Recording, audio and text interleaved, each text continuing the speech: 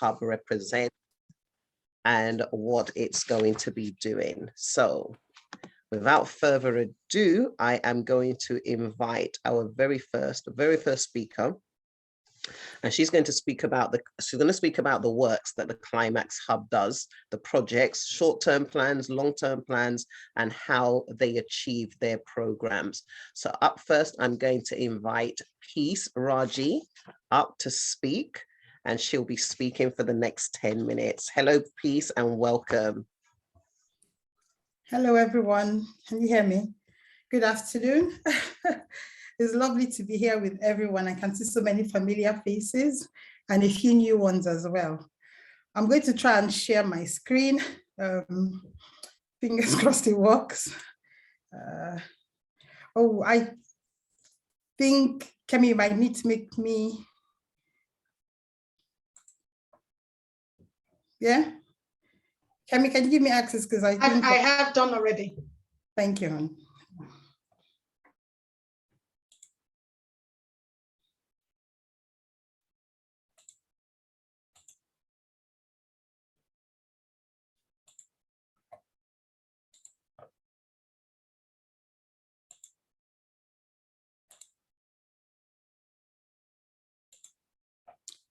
Okay.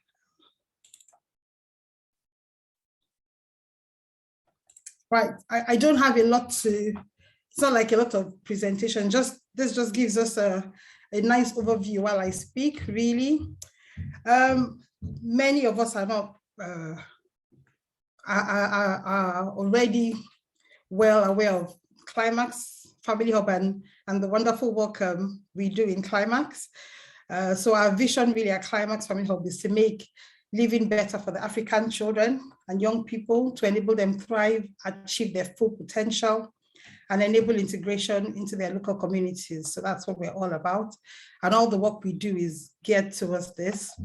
As time goes on, I know that Tola will introduce Kemi, who is our founder, a lovely, inspirational, and wonderful founder. She's full of ideas. Oh my God, it just goes tum tum tum in her head. And it's really wonderful to work with her. But my name is Peace Raji. My background is I'm a mental health social worker, currently the team manager for Southend, and I'm an AM and a practice educator. And so I'm just one of the many people who work with Kemi, many professionals. She pulls us in when she needs us, and we're always happy to support her because we can see her dreams and her visions, and we know where this is heading to. Right, so how does KLIMAX achieve this vision it has?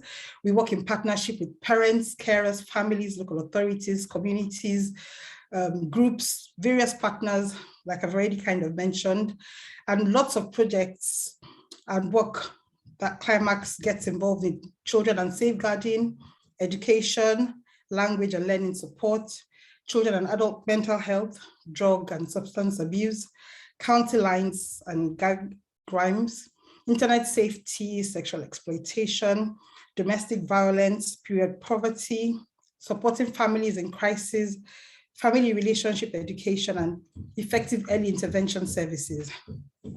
So these are some of the things we get involved in, and many of you would already know because you'd have been part of our programs, our events. You could have been, speaking in one or two things that we have done. And for the new ones, so this is just to let you know what we do for the new people who are joining us today. So the kind of activities we have online seminars, workshops, campaigns, mentorship, signposting, training, social media engagement. These are some of the things that we do.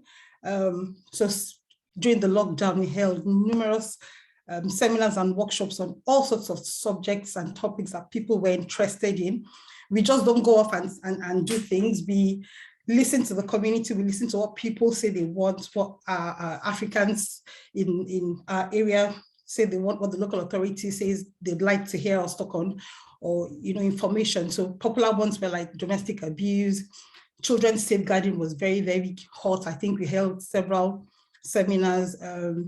Children and youth mental health, that was also very, very successful. We had lots of young people who really came to share their stories and came to take things away from, the events that we had. So we don't just go off, do things, we listen, and then we tailor our programs around what people will find of value and of use. So last year when we had the lockdown eased a bit, we had 2 live events, again, that were really successful. I remember, Tola, you were there. We had one at the South End Civic Center, and that one was opened by the South End Mayor, so that was really wonderful. Attended by lots of people from the local community. We had entertainment, we had food, we had lots of people giving really inspiring talks and speeches. It was about networking. So we encouraged all the people who attended to come with their flyers, their business cards, you know, get to know each other. And then we had another one, we had the barbecue, and one of our partner organizations, Trust Links, kindly let us use their gardens, and that was really, really fantastic. We had music and dancing, and oh my word, it was really good. And so those are the kind of events that we have. So today, I'm really, really, really excited that we're going to be launching the Youth Hub. This is something that we've worked towards. Again, it's something that has come about by what people have said, you know, they're interested in. And funny, Kemi and I, we held like a survey with the cross-section of young people, and every single idea in this bullet point was from them. I remember me and her sitting down and scribbling, trying to write down all the things they wanted to get out from the Youth Hub. So again, they recognized that, you know, they wanted tangible things that they could learn and, you know, live the way they put it, live a real life with, you know. And so these were all their ideas. In fact, when we started thinking of the Youth Hub, we were thinking like moms, we were thinking extra tuition, maths and English. And they said to us, no, that's not what we want. We do want that, but we want, you know, the cooking, managing money, getting jobs, and all those points, I promise you, were their points verbatim from the young people. We're really excited to be doing this, and we're really happy that you're all part of this launch today. I'd like to say you should join us, support us. These are the details. So if you want to check out our website, email us, phone us, this will be here. And I know at the end, Kemi will make sure that everyone has a copy of it. So if you want to be part of this exciting thing that we're starting. Right, so that's it from me. Enjoy the rest of today. Thank you very much, Tolan. Back to you.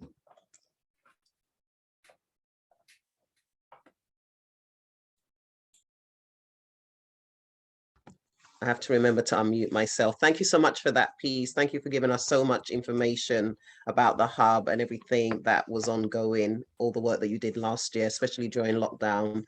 Very much needed for the young people. Thank you so much. And I'm so pleased that the hub has young people at the heart of it. You know, it's a work that needs to be done, and our young people definitely need us.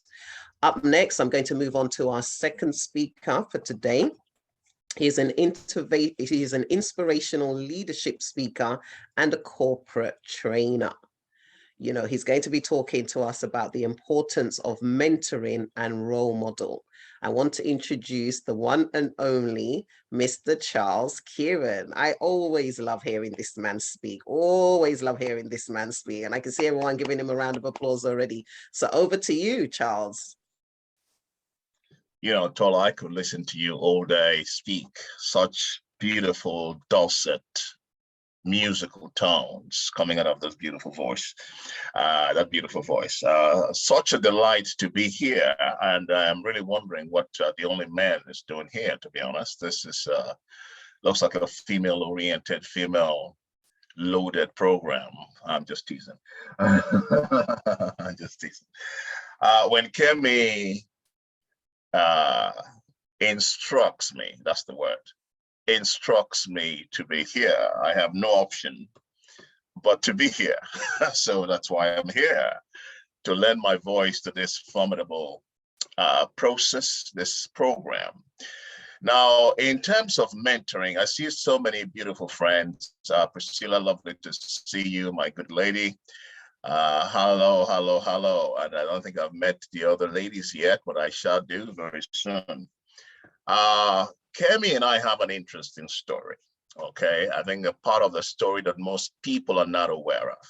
Okay, when this entire process started, My first encounter, we are talking about mentoring right now, okay? My first encounter with Kemi was an interesting one. I was in front of the House of Parliament, I think it's called the Elizabeth Conference Center, hosting an event. And Kemi and her husband happened to be at that event. And I saw her taking all these beautiful photos. I thought she worked for a magazine or something similar. And then she came up to me and asked me to get involved with what she was doing. I'm trying to remember the story going back a few years. She wanted me to mentor her. I think she heard me speaking in the daytime. And I looked at her, I thought she was from Show Business magazine. And I was wondering, how am I going to connect with this lady? And she's refused. She says, you are the one I want and it's got to happen. And it happened. So anyhow, we spent very, very private quality time together talking, discussing about her vision. And at that point, she was struggling with the idea of taking this vision all the way. And she told me quite clearly, I do not want this responsibility. It's too big for me. And she began to cry. Okay, now remember, I was coaching her on public speaking, and here I am trying to console this lovely lady, and she was full of tears. And I'm talking about really turning on the taps, real tears, okay? So at that moment, being very spiritually minded, of course, I had all kinds of vision regarding this woman in front of me. I saw more of her substance. And I mentioned to her, Kemi, you have been called. No matter what you do about it, it's not going to go away. It's part of your raison d'etre, your purpose for being, the reason you're put on the earth. You cannot escape it. You must well get ready. If God has called you, he does not relent. She argued, no, I didn't want it. Anyhow, we began to speak and speak and speak and speak and speak and speak. And she began to get comfortable with the idea. And we had several other meetings, purely of deep conversations, enabling her to understand the enormity and the substance of her call and why she is the right person to do it. And that vision began to expand, began to expand, began to expand as she grabbed hold of that holy calling. So all of the things going on today are all part and parcel of her accepting that unique divine call.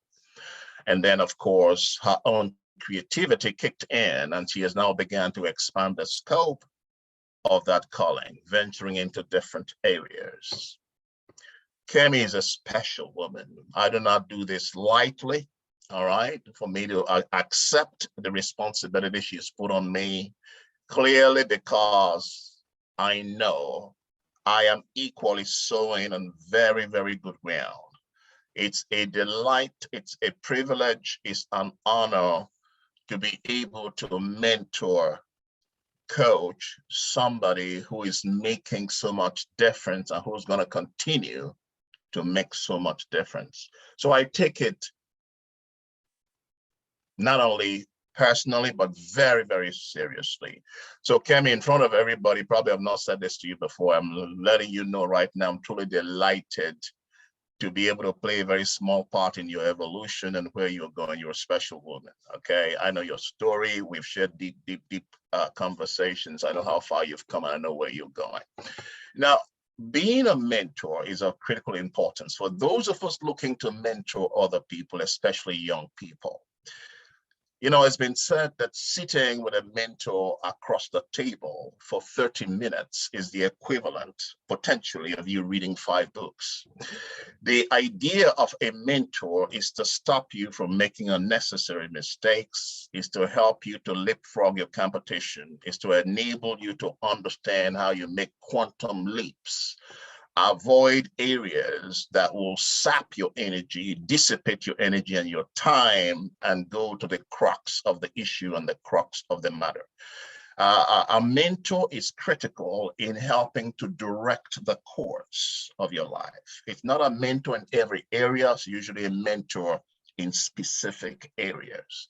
So a mentor is somebody who will hold your hand and guide you gently across the path of life, looking out for you, looking out for your mental well-being, okay? And like I mentioned, helping you to stop making mistakes or not to make unnecessary errors and mistakes. And that is truly the essence of a mentor, to help you shine, okay? Now, that's what we're looking to do, and looking to do for a lot of children. And children require mentors very, very early. For you to be called a mentor by your kids is the highest privilege, as you and I know, you can have in life. For your daughters or for your sons to say, my dad is my hero or my mom is my mentor, it's an amazing thing. It does not mean that you do not discipline, but it means you teach them best practice. And you do that mostly by not what you're saying, but by what you're doing. It's not a matter of do what I say, it's a matter of emulating, or them emulating what they see you do.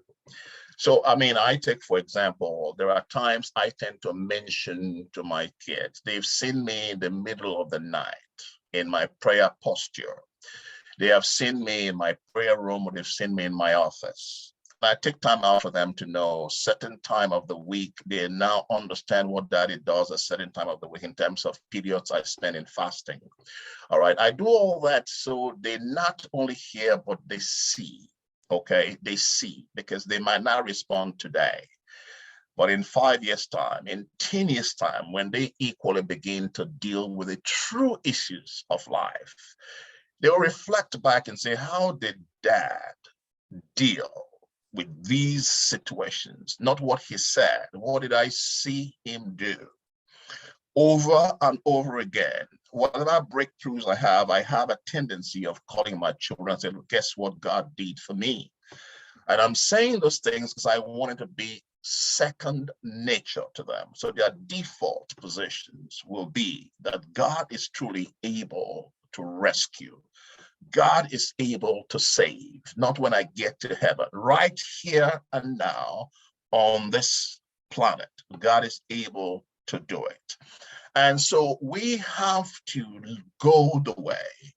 We have to show the way, all right? And we have to tell the way. So all of those things we constantly have to do, because a true leader is not only somebody who knows the way, but it's also somebody who goes the way and show other the way.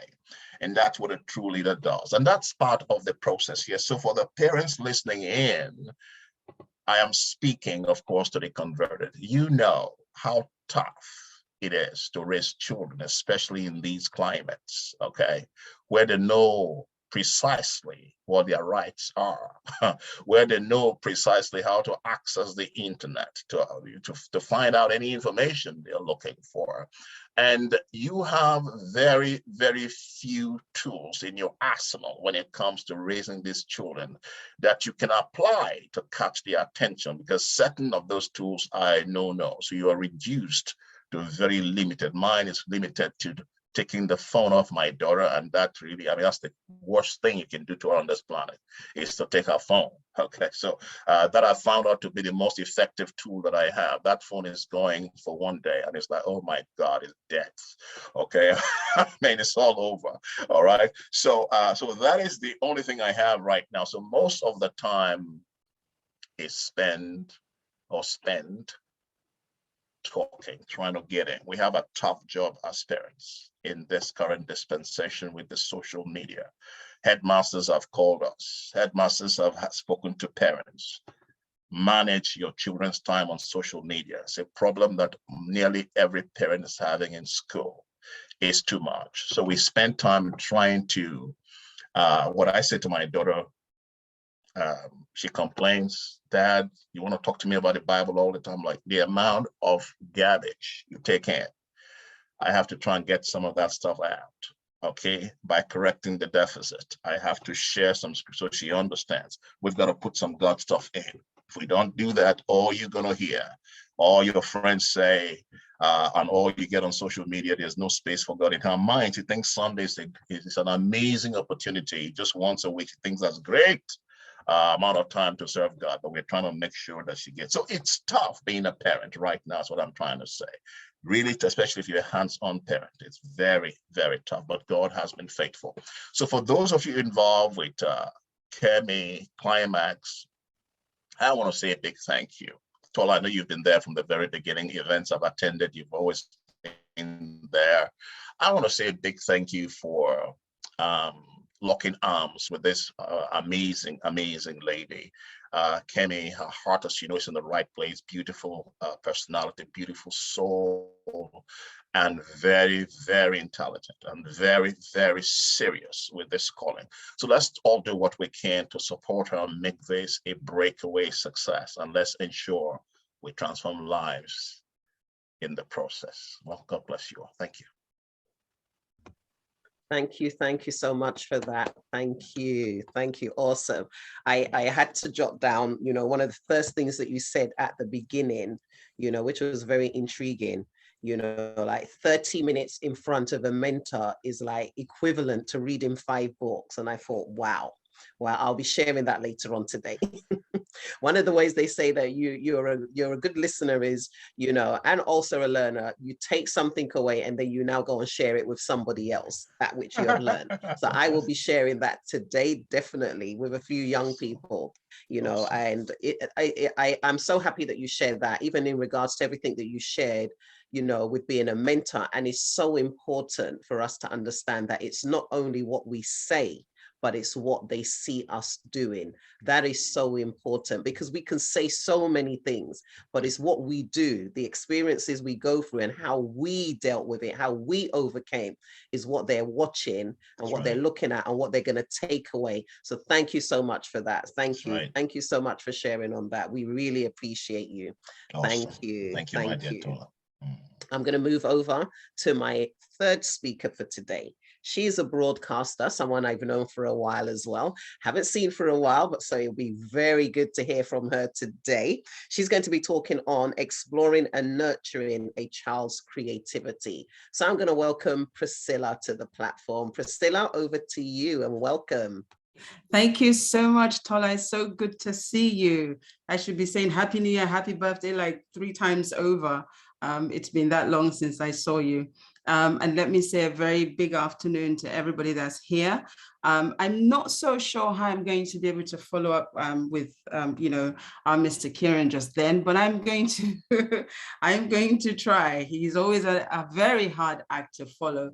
But what can I say? It's a privilege and an opportunity to be here. So, as Tola has mentioned, I'm Priscilla Nwikwo. I am a mother of 1. And a few, she's my biological child. And I do have others who are not my biological children, but, I'm a lover of children. And I'm also a broadcaster, as she mentioned. So when I got the call from Kemi, to be here today, I was so excited. I was so excited. Why?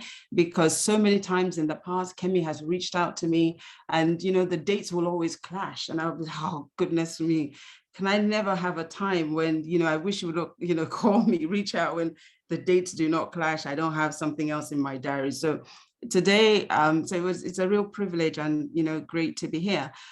So before I, ramble silly, let me say a big congratulations to you, Kemi, Tommy Johnson, and of course the KLIMAX team for the launch today and for all that you have done up to this point.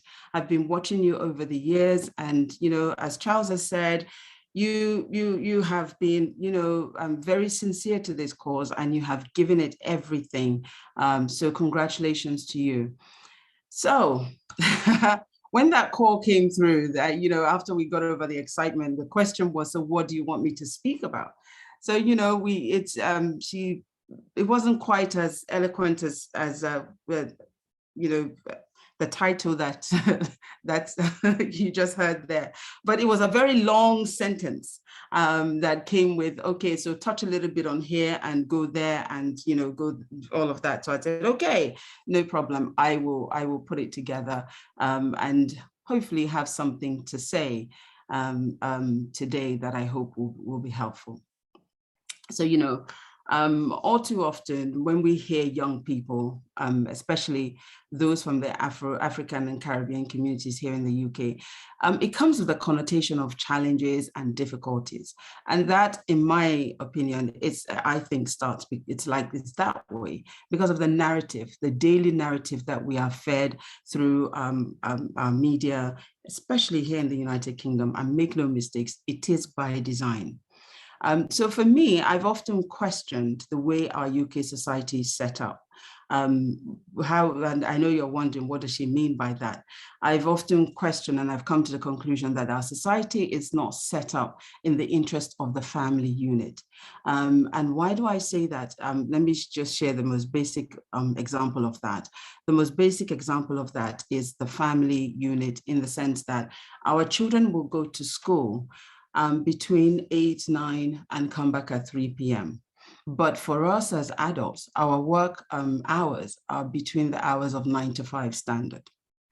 Now, this poses a lot of question for all of us, a lot of issues and challenges, because where our children are able to go to school 9 to 3 p.m., some of them will have the after school facility that can accommodate, but not often sufficiently for the parent to be able to work till 5 and come back and be able to pick up the child. That also has the challenge of the increase, the cost that comes with it. And not, you know, again, the money we earn, when you break it down and you look at our earnings in comparison to our expenses in, you know, standard expenses in society, it doesn't make sense. All of that is part of why I say that, you know, our society in the United Kingdom, it's not favorable when it comes to the family, especially we've seen a lot of it in this current administration that has been so since, I believe, 2011. And they have gone out of their way to reduce on so many things that were available, whether it was for parents or for the young people. And all too often when they do that, they start within our society. When I say our society, the Black communities, where it's you know, although it's not a term I like using, but that's where it starts from. So what are some of the, you know, because Kemi and I spoke about some of the challenges that the young people face, and how do we go about helping them, and what do we do? I think that, you know, some of the primary challenges arises from, as I've just described about the way we live as parents and children.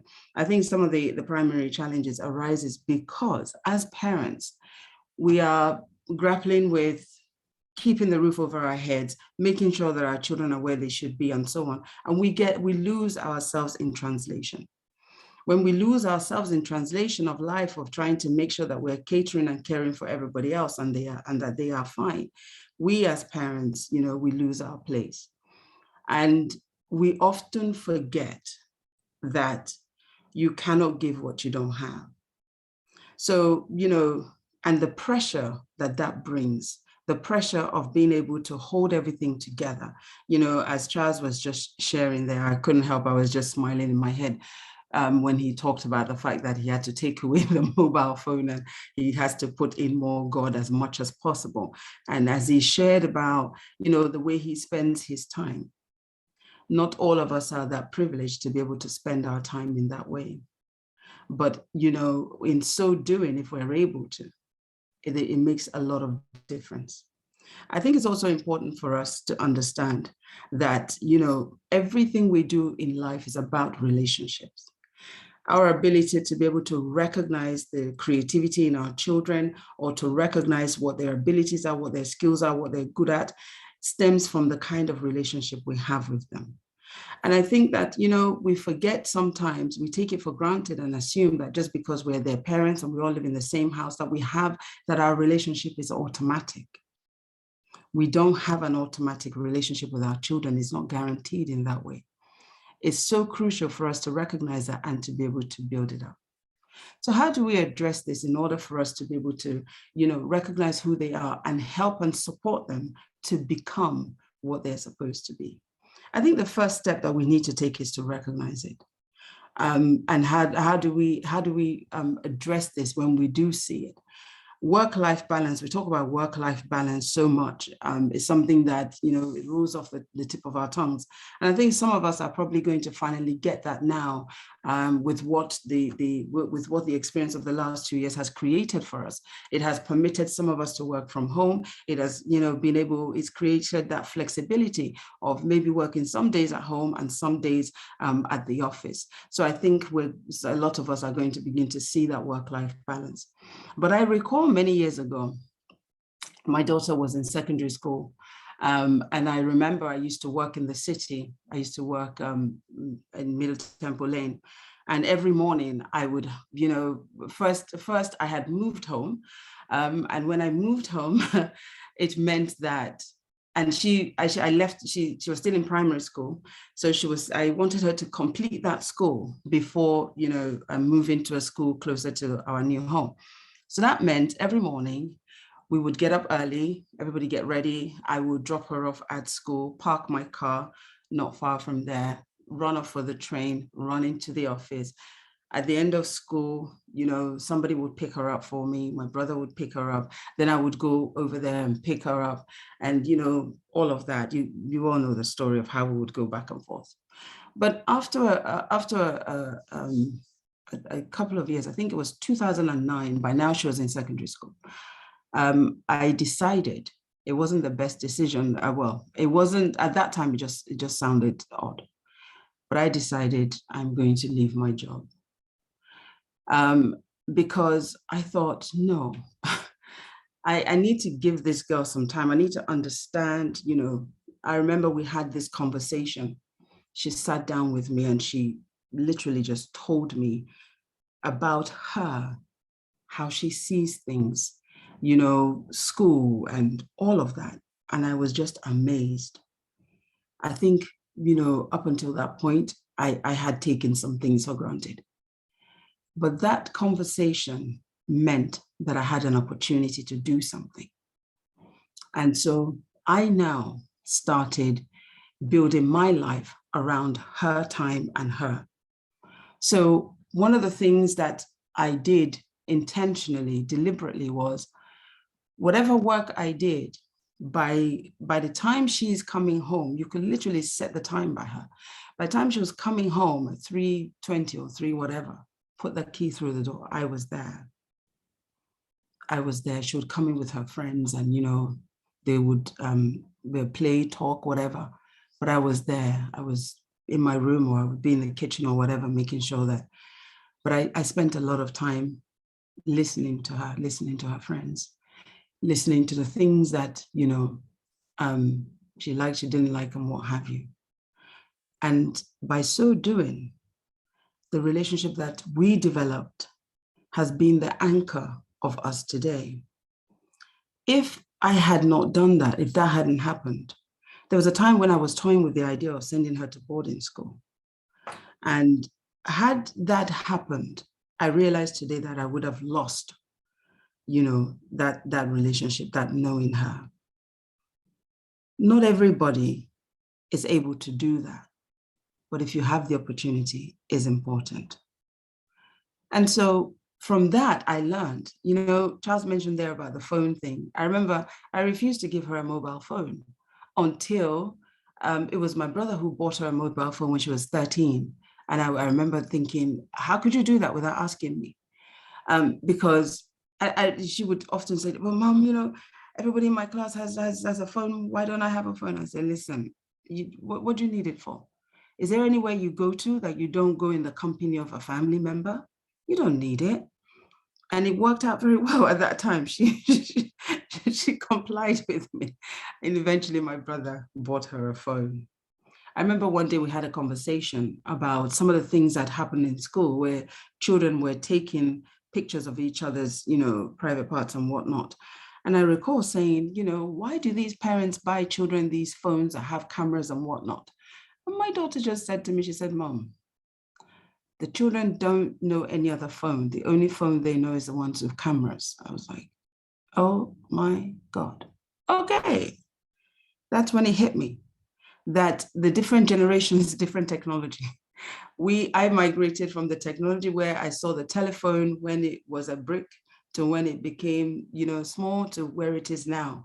And for her at that point, she didn't know the brick. She didn't know the one where we could only send text messages. She didn't know any of the things I knew. And here I was saying that give the children, learning point. So how do we go forward from here? Our young people are facing, the challenges that they're facing, the things that are before them, because of the way society is structured, and because of some of the things that they have to deal with. It's so important for us as adults, for parents to recognize, and to also recognize the role that we play, and because I think that I consider it such a privilege to be a mother to anybody and to have an opportunity to contribute to that life. I just think it's amazing. I don't have all the answers. I don't know how. I don't think I've there's no manual for this job, by the way. You all know that. And so, you make it up as you go along. But we must remember that the end result of whatever we do with our children, we may not be there to see it, because it is about the influence and the effect and their contribution to society later. So how do we help them to bring out their creativity? What do we need to do in order for them to recognize who they are? If we are paying attention to them from when they are young, we'll be able to recognize those gifts. We'll be able to speak to them in the affirmative, to always, guide and help them, because we're there as guides, as parents, and in order for us to achieve that, it all stems from our communication. How do we communicate with our children? I know that I'm coming from a place where our communication was different, very different. But the communication I had with my parents was so different to the communication my child has with me. And that's because society has progressed. It's very important that we look at the way we speak to our children and the way we address issues with them, because it is the way we do that that allows for them to permit us to participate in their lives, and they can open up and they can show us and they can tell us, and we will in turn recognize who they are and encourage them to be the best of that. Sometimes all they need is an encouraging word. A child who is very intelligent, who knows what to do and how to do it because they have access to the internet, they're listening to friends, they're speaking to so many people, they need the encouragement, they need the guidance, they need to be, directed to say, let's go this way. Have you considered this? Have you ever thought of, have you looked into?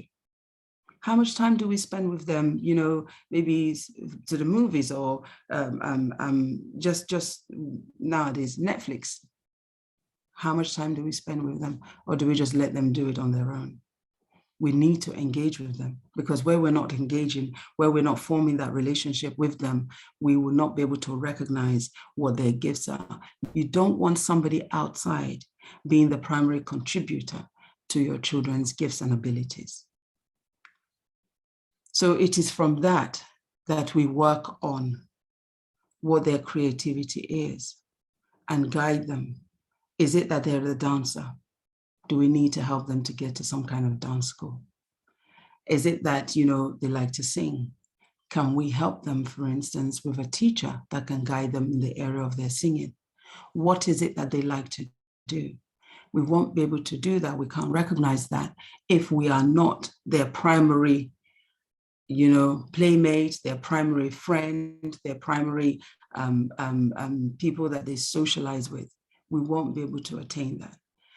Mind you, not every children is going to work with you, because for some children, it seems as though it doesn't matter what you give them and how you do it.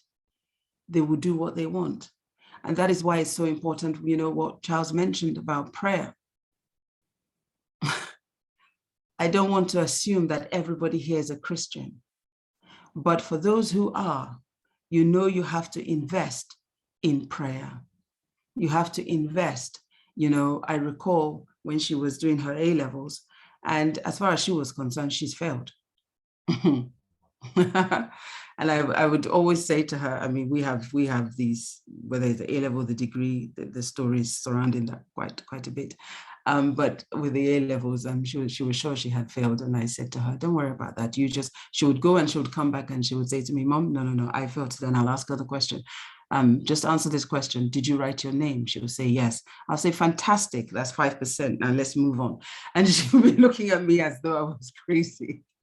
and I would say to her, well, we've started. At least you wrote your name. Now we'll see what the rest is. She'll say, yeah, I wrote my name. And then I wrote other things. I'll say, hey, that's it. Let's go. But what she didn't know was while she did that, I did my prayer. And I recall she was away on holiday with her father and, she was fussing about her results. But I had a dream and I had seen her results. So when she came back, she came and she said, my results. Yeah, here they are. And I handed them to her. When she opened them, she's like, I can't believe this. I said, let me guess. You got three of them you got very well. And there's one that didn't, it's not quite. She was like, how did you know? You opened it. I said, no, I didn't open it. I saw it already. I prayed. God showed me. And she was so shocked. But that is the beauty of that other extra, for want of a better expression, mechanism that assists us with our children. So I don't want to keep rambling on. Children are an opportunity. I consider them so special. And as I've said already, we have an opportunity to contribute to their development. But more importantly, we have an opportunity to contribute to the future of society through them as per who they become and the contributions they make to tomorrow. It's in your hands. Their creativity lies within them, and it also lies within us as parents to be able to help them to pull out whatever it is that God has already endowed them with. We all come with a gift. It's specific, it's special, it is there. And for every single one of our gifts, there is an audience for it. It doesn't have to be, it's not an overlap if someone else has a similar gift to you. No. There's a way they're going to do it to the way your child is going to do it. And they will all have a place because there will be an audience for them in equal measure. And I think on that note, I'm going to stop. Thank you so much for this time. Thank you, Kemi, for having me. I'm done. Thank you so much for that, Priscilla. Thank you. There were so many things that you actually touched on there that it's, I don't want to go into too much time because I'm not here to speak, but definitely agree with you, when you said the UK is not set up in a way, that's favorable for family, and you are absolutely right. Absolutely. I remember someone asked me the other day and said, because I've worked from home like forever, and they said to me, oh, don't you miss going out to go to work? And I said, no. I said, I can't imagine not being at home when my kids coming from school. I cannot imagine it. I have to be here when they come to open the door, make sure, there's food ready for them. I can't imagine them coming home and, I'm not here, their dad's not here, and they're just sitting at home. I said, no, I absolutely love being at home. That's all I've known, and that's all I want to know. And for me, I can't imagine not being able to go for school assemblies and things like that. I remember especially my son, the moment he's got an assembly and he's in the hall, he starts looking to see where mom and dad are. So imagine a day and we're not there and he's looking. I can imagine the disappointment he'd probably be feeling without us being there. So we always make sure one of us at least is there, and like you said, not everyone has that privilege, but as many of us that can have it, is so important. On the phone thing, I'm not even going to touch on the phone thing that Charles talked on, or phone is their life. I'm telling you, you take the phone, it's like you've taken their breath. Yeah. So let's moving on. Before I move on to introducing the next speaker, someone that has been with the KLIMAX Hub, supported the KLIMAX Hub from the very, very, very, very beginning. I just want to invite her just to say some very few words, very few. You might not be camera ready, but we'd love to hear your voice. And that's the one and only Ronke Udofia. Please, let's hear your voice. Oh dear. Yeah. I And thought come I on was going camera to if you want, but if you can't, we're happy hearing your voice, Ronke. Okay, so not camera ready, and I'm in the middle of God knows what. If I describe that, you won't want to know. But what I will say is I thought I would sit quietly in the background because this is Kemi. This is Kemi. This is what we want Kemi to go forward and multiply in terms of what you do. So I was quite happy to be at the background. I didn't know I was going to be called to say anything, but thank you very, very much, Tola, Charles, and Priscilla. Spot on. The one thing I will say is that we bring up our young people, young children, to be able to access opportunities. So we build them to be resilient and to be independent. And if that means being there at the school assemblies, yes, and all that, but speaking to them, allowing them to speak, allowing them to find the words to speak, that's what we need to do. The second thing I would say is that when we bring up our children and show them the various opportunities and the availabilities of things, yes, we need to remember that the influencing of our young children continues throughout their life. So it depends on the schools they go to, the places they are, where they work, the places they live. And if we can just let them know that the choices are to be amongst people who they aspire to or they want to be like, then I think we've done a job. As parents, it's not easy. There's no manual, by the way. We're just trying our best here. And once we get through it, we think, oh, ouch, maybe we could have done that differently. And for those people who are grandparents, maybe you have a second chance there. Maybe, I'm not saying you can, but maybe, but not necessarily. So the thing is that we shouldn't be too hard on ourselves. So it's about creating opportunities and access for those young little people that I love dearly. So thank you very much. And I won't say anything else. And sorry, I haven't got my wig on. Hey, blah, blah, blah. You know, no lipstick, no nothing. I'll speak to you all again. Thank you very much. Well done, Kemi. Thank you so much for that, Ronke. Thank you. I mean, your picture, we can imagine you anyway. So thank you so much for that, and thank you even for what you shared. It was short, but it was still impactful, very impactful. So thank you. Thank you. So now moving on, I'm going to obviously welcome the founder, Kemi. She's going to introduce the KLIMAX team and also the Youth Hub. And also she's going to bring on Anne Ugulesi as well. Anne's going to speak about her role as a teacher. So over to you, Kemi. Thank you so very much. I got a little bit teary earlier when Uncle Shas was talking.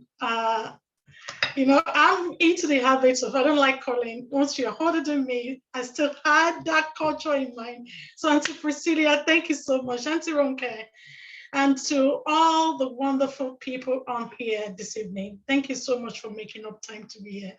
It's a special moment for me, and I'm honestly very emotional about this, considering the journey. But I promise you, I won't shed a tear.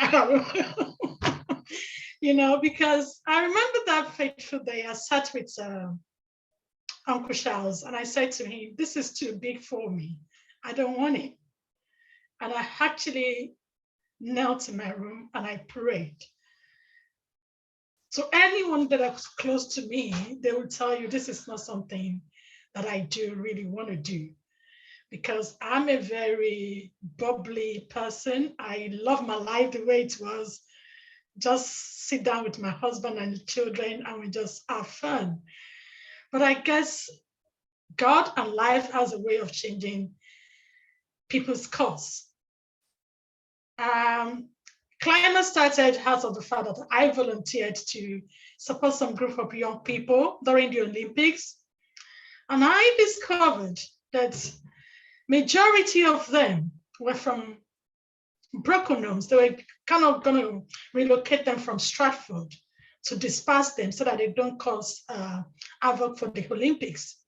Speaking to them, I could see that something was missing, but I never knew that that was a way of me being arrested into a cause that is bigger than even what I could ever imagine. And because I don't even know where this is taking us. And so I had some sleepless nights, wondering and thinking. And my kids were still very little then. Coupled with the challenges of being in this country as a young mom, there is no support, there is no help. We've all been through the journey. And then the fear of what will happen to my kids. Would they end up like that? Would they, see children who've got very promising future, they're very talented, very creative, in their sober moments, and some of whom actually I grew into having a relationship with, and then you just feel, how can you help these people? And the thing that struck me most is the fact that even by the time the intervention will come, and you want to say, okay, maybe you should do this, or let me help you to prepare your CV, because that's how we started. You just realize that they can't get a job because they've got a criminal record. They can't progress because they are having some behavioral issues and things like that. And it's something that could have been just a nip or, a change of direction and what have you. From where I come from, in Africa, we do have a system that forgives. That even when a child misbehaves or what have you, after some time, you can really change their course and bring them back. And that amazes me that in this system, it's just once you are blacklisted, that's it. There is no coming back, so to say, except you just want to be. So you see, we see children who are destined to be like a successful businessman, a arts and creative director, or what have you, just because they made a mistake when they were 13 or 14, at 20, 21, they can't progress, they're bust. So I said to myself, how can we actually do this? And I began to pray. I began to look within, and we thought, okay, maybe marriage is the thing, because that's how KLIMAX started. Maybe marriage is the thing. Maybe if we can fix our marriages, maybe we can fix our homes, maybe we can actually help nurture, provide the environment, because like I said, what I could spot in the first instance was the fact that there's so many broken homes, and the children are impacted by it, even though the adults feel that, yes, the marriage does not work and then we've gone our separate way. But it kind of leave a big burden on the children to go behind, and which direction they steer it, is something that's they can manage. And over time, we try that and we see that adults are still kind of in this system a bit, I'm in my lane. And we just progress into saying, okay, if we can leave you, handle your own relationship with your spouse, but are able to bring the father and mother to the table and encourage them that regardless of whatever situation you find yourself in maritally, because let's face it, not many people actually brand themselves that they're going to have failed marriage or something is going to happen, but life happens. And being in this country as an immigrant is tough enough that if one is not really with some spiritual stamina and a lot of agility, even to sustain 2 years and what have you in marriage in this country is tough because of the challenges that it stares us in the face. It is the dynamics. So it's not about, and that's because some of you will go on our website, you will see our work, you've followed us through the years, and you can see we're so much passionate about families, about marriages, about couples staying together, about people progressing for their children. And this is the core of it. And that is why we say that supporting parents to better support their children. At the core center of what we do is the children's life. Is their future, is their emotional well-being, is their mental well-being, is the fact that we know there's so many kids, like it's been highlighted earlier, that were born with so many talents, but they said, if the foundation be destroyed, what shall the righteous do? If the home is not sweet enough, it does not matter, because to plant a seed and make it germinate and grow well, for it to become a healthy harvest, there must be a fertilized farm for it. And the home, the family unit, is the ground that we're talking about, you know. And I want to put it out here that whatever it is, first and foremost, because it's important that I spell this out today, because this is where we started, and then I will build on it. Whatever your situation in your home, whatever your situation in your marriage, whatever the challenges is, please, let's endeavor to make the children our priority. We are married not because of who we are. We are running a family not because of whatever reason. The fundamental reason, the number one reason, is that the children that we are giving birth to should become, and we mustn't lose the sight of that. Going forward over the years, we're talking with parents, engaging with young people, running several conferences, seminars, and workshops. We identify that sometimes children do not even want to speak directly with their parent, because the parent does not even understand their language. And that's another thing. As parents, as professionals, and what have you, it's not just enough to engage with young people. It is important that we understand what they are saying. And like Peace identified earlier, at the inception, when we were bringing this program forward, we thought, hey, it's just going to be tuition, it's just going to be this and that. Then we sat down with some group of young people and we said, hang on, what would you like to see? And they bam, bam, bam, bam, bam. And I was just looking at this, I said, look at your life, you understand? Because sometimes we do assume that we know our young people. We do assume that we know them so well that we can map out their life and their future for them. And without even us taking a moment back to ask them questions, we don't engage with them to find out why they're quiet, why they are feeling the way they're feeling, even how they feel about our whole attitude and behaviors towards them. And these are the things that shapes them ultimately. And this is the reason why KLIMAX is providing this Youth Hub, to create a platform where young people can come to express themselves, and where we can interact with them, build on conversations, and then we collect information. It's like the Youth Hub is just going to be like an information brewing warehouse. I think that is the right word I can think in my head, where young people can come and just express themselves while they are learning from their peers, building their confidence, building their self-esteem. So it's not just going to be about learning, because let's face it, so much learning is being done in school. Some of us parents do not even understand what they're being taught. My girls, there's so many times that I'll be sitting down with them and they will be teaching me even things that I do not know. They have answers, but helping them to actually direct their paths towards using the right thing, the information they have at their disposal, because information is just like a bomb. You use it well, it escalates you. And you use it wrongly, it can get one into the pit hell. And this is what is happening. Young people growing to be thinking they are becoming somebody, having the information that I was sharing an example with a lady, I think last week, and I think, and she said to me, Auntie, what do you think? Is it okay if I masturbate? That we have learning this in school, And I felt, okay, really? What do you think? And we were able to explore the conversation up to a point that she could say to me, okay, now I get it, Auntie, you don't worry about me. I'll be fine. And about a week and a half after, a call came in from nowhere, and she said, Auntie, you know what? I said to myself, I'm going to go that route. That is a call coming out of nowhere.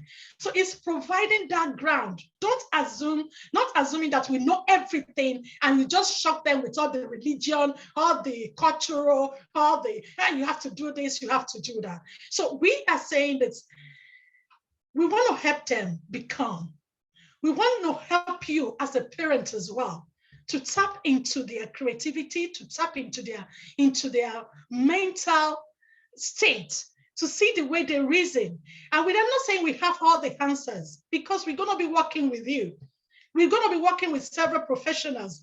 We're going to be working with the young people, especially to provide the solution they need, because the solution lies with them, not even with any one of us. Because it's like at work, you see senior managers, providing some strategic roadmap without actually involving the people that are going to execute the strategies. But this time around, we're saying, like, let's bring the children to the boardroom and ask them the crucial question: how can we help you?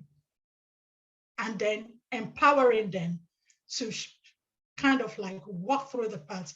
I'm going to bring Han on board, and then I will come after. She's just going to speak just 2-3 minutes about the English tuition, and because she's going to be an English language tutor. And sorry if I'm stammering, I do this when I'm kind of like loaded with so many stuff now, what's kind of like go that way.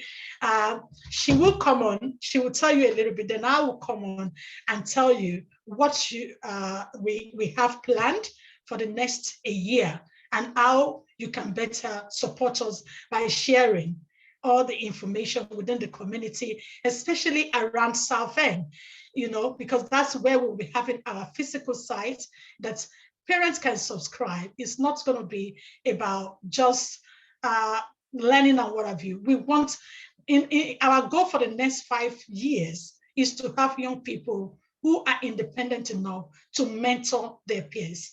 So, Anne, if you're ready, you come on. Good afternoon, everyone, and thank you for having me today. My name is Anu Ogilisi, and I am a maths teacher in a school, head of a maths department, and also I run my own tuition, which is called Raising Confident Children Academy. I've come on board with KLIMAX to lend my support to help children.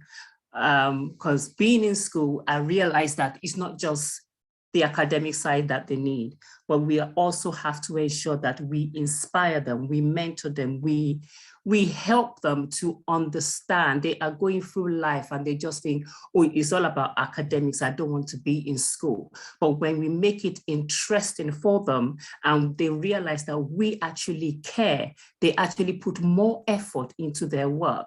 Because when we say a child is not learned, it's not that the child is not learned, the child is actually crying for help. When we say a child has behavioral issues, the child is actually saying, there is a problem, I need this to be addressed. And because that is not being addressed, education-wise, it's not there. So I am coming on board to support KLIMAX with English to help children, to help them grow in the ability that they have, but not just academics only, but also to mentor, and also being a counselor to help them channel whatever they need to be able to be everything God has actually called them to do. So this is where I will stop, and all the activities that we will be doing, it will not just be, oh, English, creative writing, descriptive writing, comprehension, but also other skills, soft skills that they have to bring it out so that they can be everything God has called them to do. Some children are not that academic, but they are very good in other areas. So those are the kind of things that we will be beginning to bring out of them to say, you are very good with communication. Why don't you do this? You are very good with, influencing skills, or you are very good with, the skills are actually going off of my head. So those kind of skills is what we actually want to bring out of these children to say, okay, academic wise, you might not know it, or maybe you're not there yet, but you know what, you have these skills. So there are potentials. So we don't only focus on the negative, we also focus on the positive and use the positive to actually counteract the negative. And they will realize that, yes, they are very good. And that's what I am here to do, to support them and to bring our children, to nurture them and to bring them up to everything God has called them to be. Thank you very much for having me. God bless you. Well, thank you so much for that. And you've heard from her, and I'm just kind of mindful of time. I will have bring everybody that will be participating on this on time, because we have our arts and crafts delivery team, and that's going to be once every Saturday of the month. We will have where children can just come. We'll have the cooking classes, we'll have the sewing class, we'll have whatever activities the children will as so desire. And also is the fact that over time we intend going on short trips, going places, and just organizing some community event for them to meet and interact themselves, because at the end of at the back of all this is the fact that interaction is key. Relationship building is key. We don't want children growing in isolation. We want them to be able to integrate and mingle well with their spouse, to build their confidence and nurture them into who we as parents can as well, in another 15, 20 years, put our back and say, oh, thank goodness, I have a child, I have a son, I have a daughter. We want, we are hoping that we'll be able to decrease the number of children who are engaging in crime and, antisocial behavior. And also is the fact that, mental health at the back of COVID is quite prevalent these days. So that's, with that, we'll be supporting parents, we'll be supporting the young people as well through seminars, workshops. I think we have about 5 lined up between now and June. So be expecting us. And I think my board of directors are online as we speak. Everista Fennis, are you there? Hello, Everista. Shala Taiwo, are you there? Yes, I'm here. All right. Do you want to say something quickly? Good afternoon, everyone. My name is Shala Taiwo. I don't know. I don't even know what to say. Yeah, well done. Yeah, so well, that's one of the board of directors, and every side she was on earlier. I spotted her. I can't see her now. Maybe she dropped off. I just want to say thank you for your amazing support and the way you have been helping the works of KLIMAX progress. We don't want to take too much of time, but every Saturday, starting from the first week of February, we'll be starting the online tuition. And hopefully by the end of February, we'll be able to move on to the physical meetings for young people. Feel free to share this with people within the community. It's totally free, it's fully funded by Word for All. So, and it's gonna be 2 hours for every Saturday between the hours of 3 to 5 p.m. We'll communicate the times table with you. And it's currently we are running it for year 4 to year 6, but we have spaces if need be for year 7 to 8 thereabout. And just yesterday, someone was offering to see if we can support the GCSE, and she will be willing to fund it, single-handedly. So that's where we are. So we see God has been faithful. The resources are there.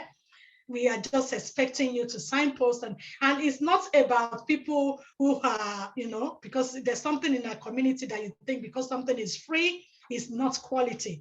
I can promise you this is going to be quality. We're not preparing them for 11 plus, but we'll be helping your child to maximize their potential by engaging them in a very, very productive way. So don't shy away and do signpost people to us. And as back of this as well is if we identify that your child has some challenging issues that we need to address, we may be working with you as a parent to help them get the right help, either by signposting them, providing them with counselor if need be. We have teams of people that we work with who are well trained, well qualified. All our professionals are DBS checked, so you have nothing to be afraid of. Please cascade the information. We are hoping that this will be a groundbreaking stride for us. And thank you so much for your continued support as I pass on to Sola, but I'll be here to answer your question as the evening proceeds. Thank you. Thank you very much for that, Kemi, and thank you very much for that, Anne, as well. Thank you.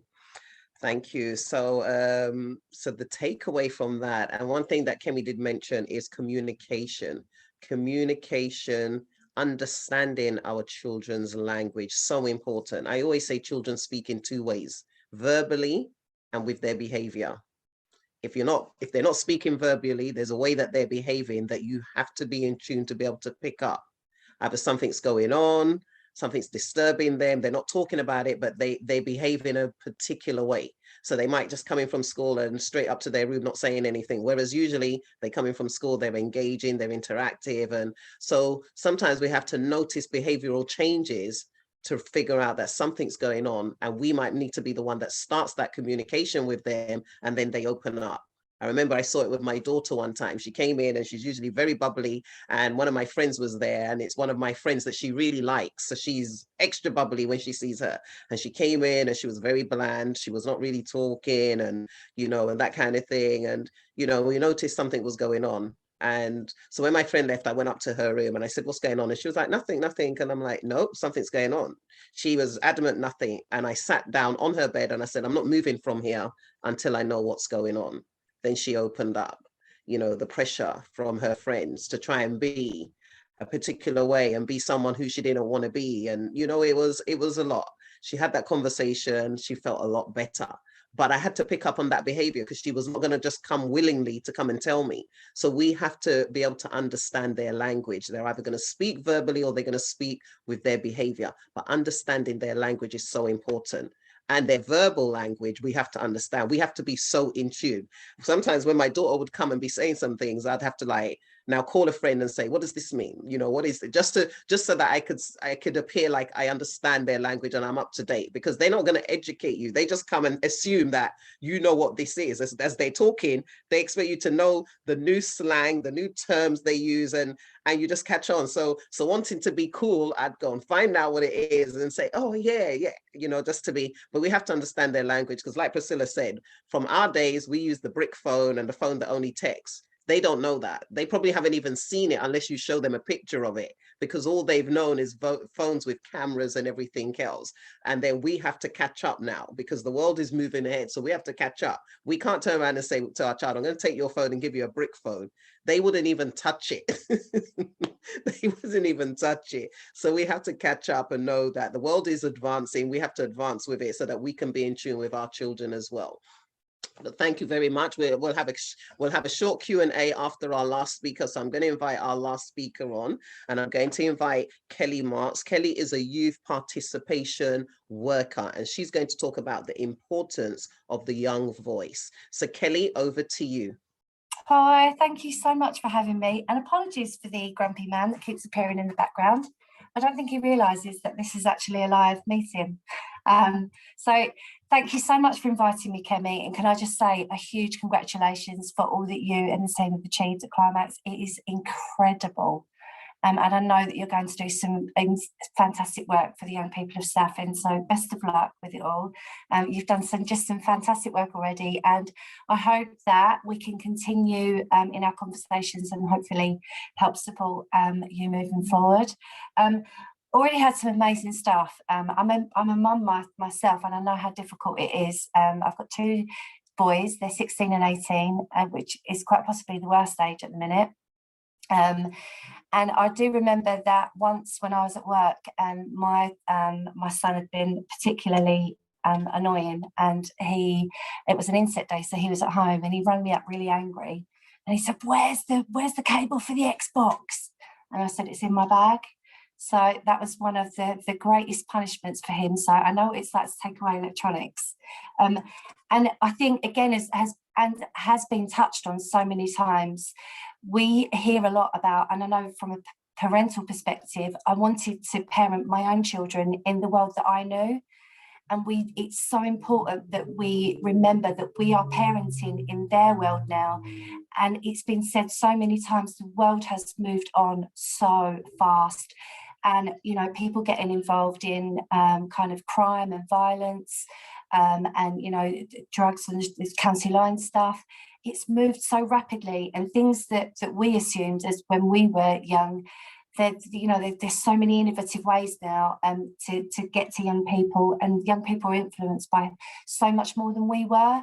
So yeah, we really need to be thinking about the world that they live in, not in a world that we lived in. So yeah, I've learned so much already. So the last time I spoke to you, I was working, so my name's KLIMAX, sorry. I'm now a youth participation worker. I did work for communities, but I now work within the children's team at the council. I also have a huge amount of experience in alternative education. So I do know what it's like working with young people, and I also know how difficult it is to engage. So I'm part of an incredible new team, a team of 2. So myself and my colleague, Lucy Bissell at the council, we're known as what's called the Youth Voice team in the council. And I will just read a little bit of an excerpt from the slide that we have. Can I share this, Kemi? Would that be okay? If that Give me a sec. Let me just facilitate that for you, please.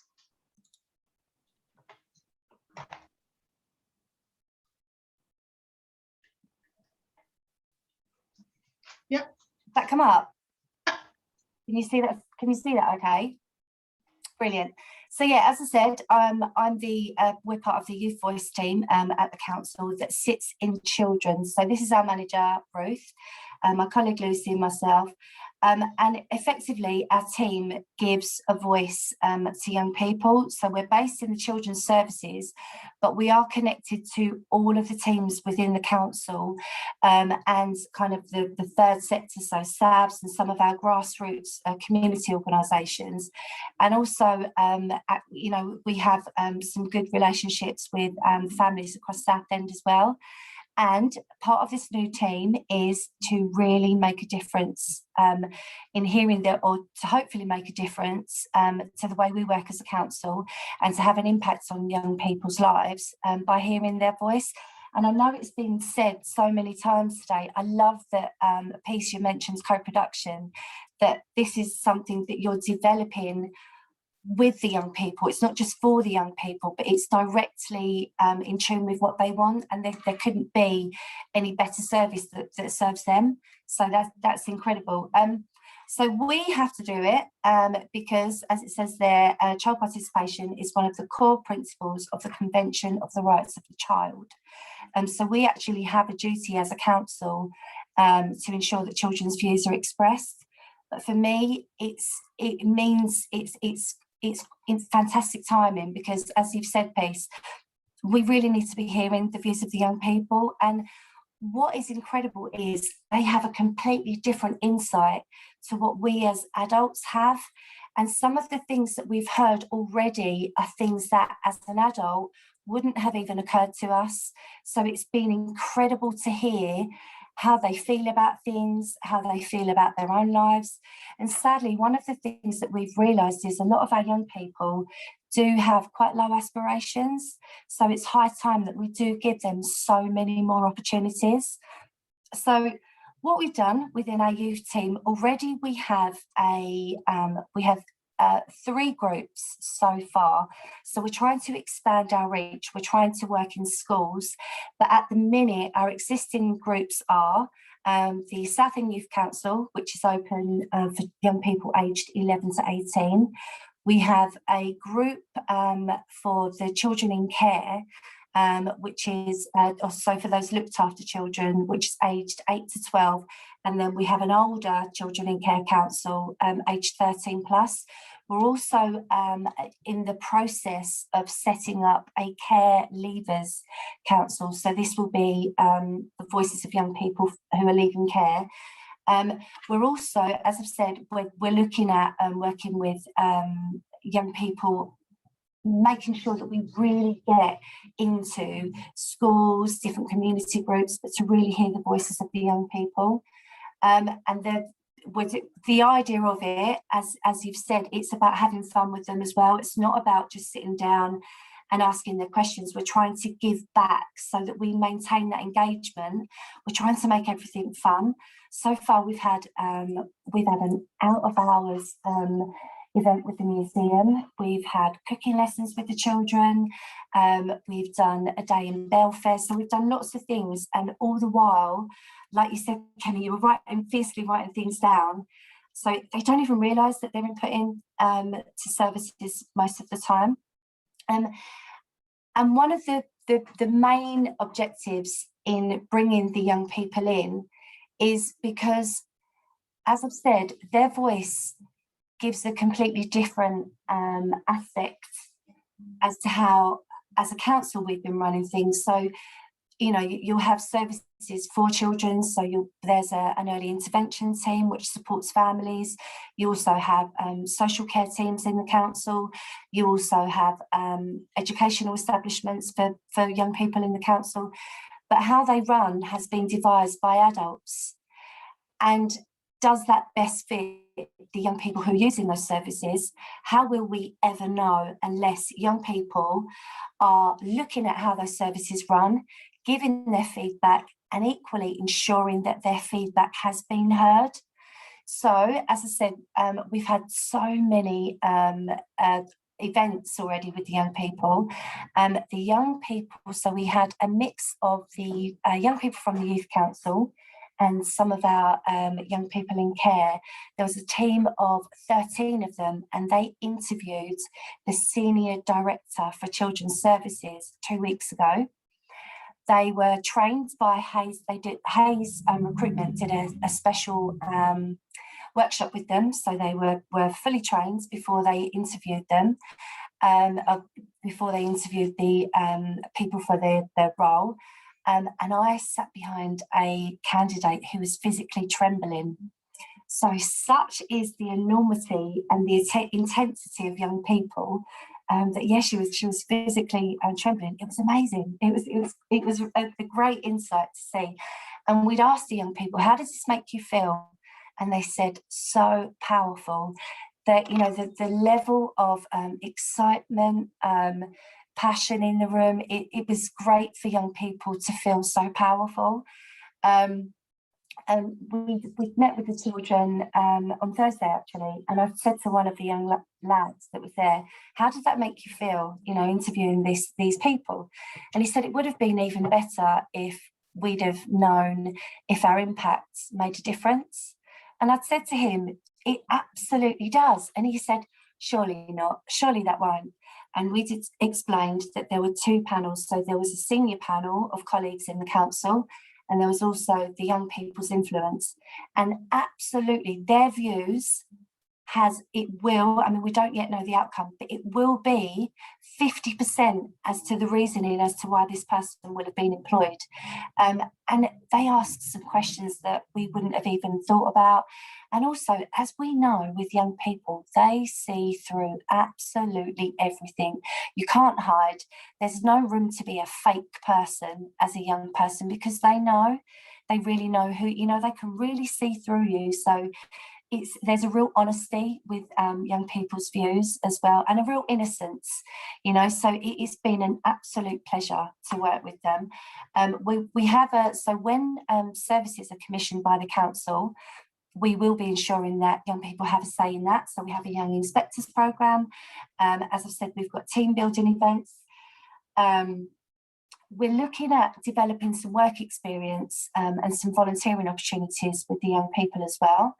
As I've said, we're setting up the Care Leaders Council. We're working in schools. I'm not sure if you've heard of a project called Make Your Mark. So Make Your Mark is an initiative that comes from senior government, and it goes into or hopes to go into the schools across the UK.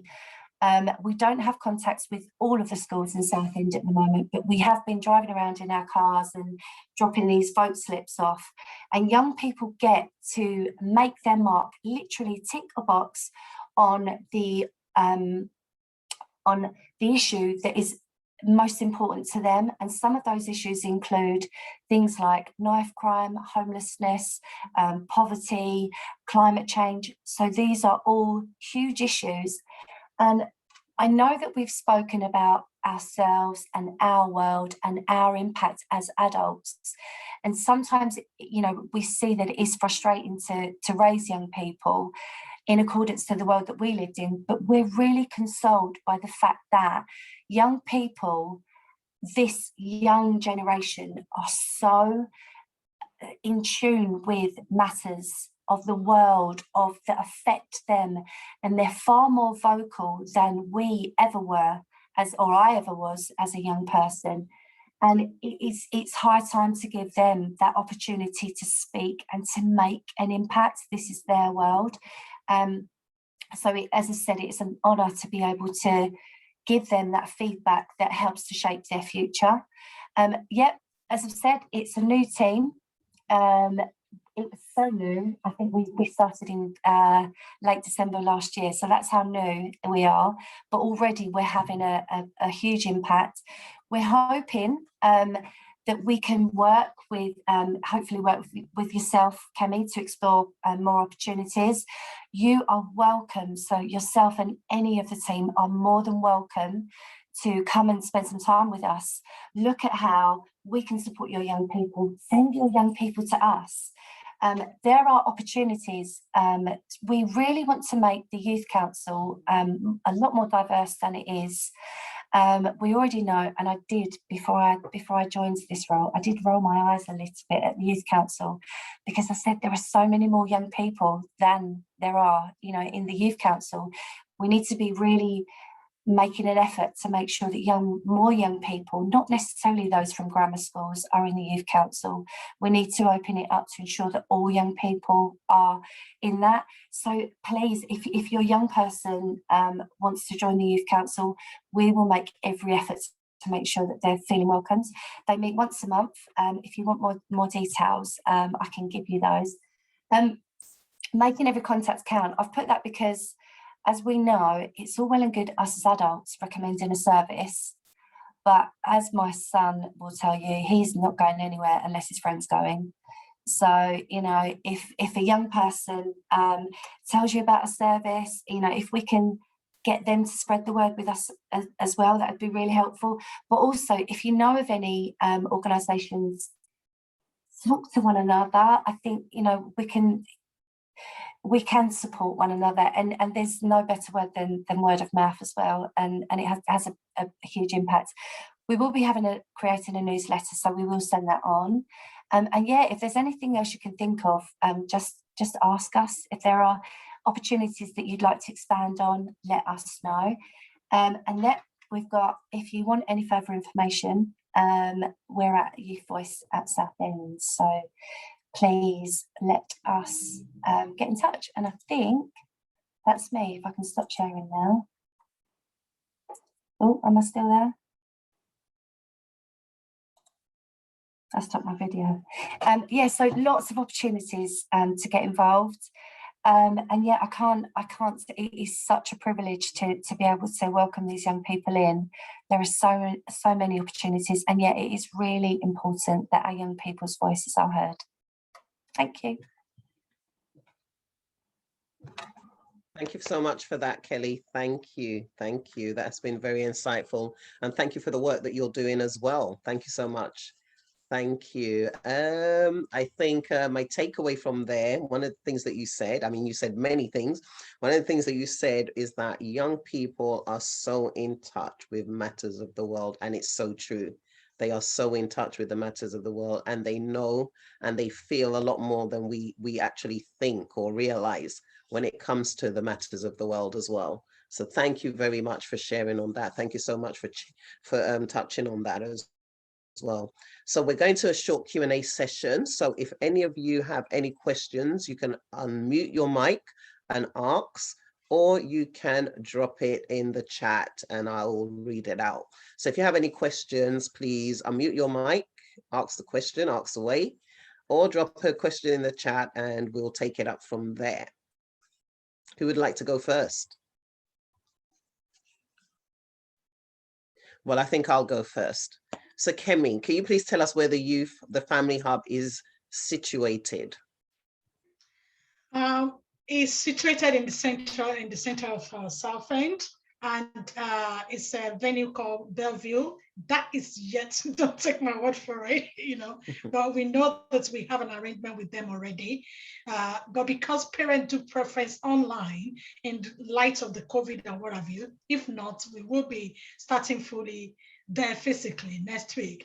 But we have to listen to parents and just allow the winter to kind of go down a little bit. And that is why we are doing the online now. But the address of the venue will be widely shared as soon as we have the all clear from parents as well.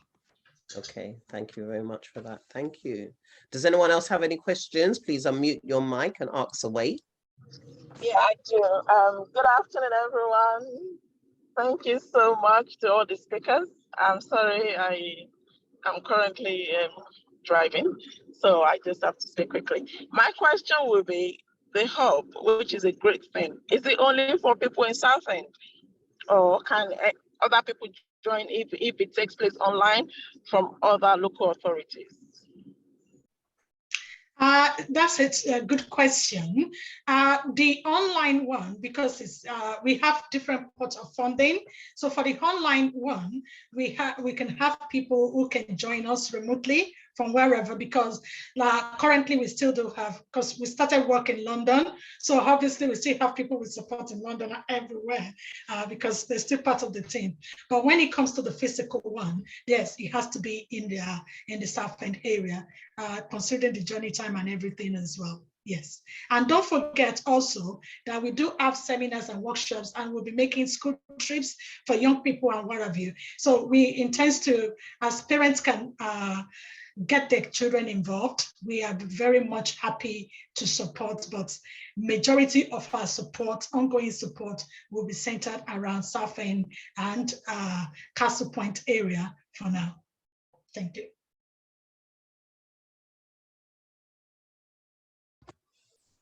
Thank you. Does anyone else have any questions?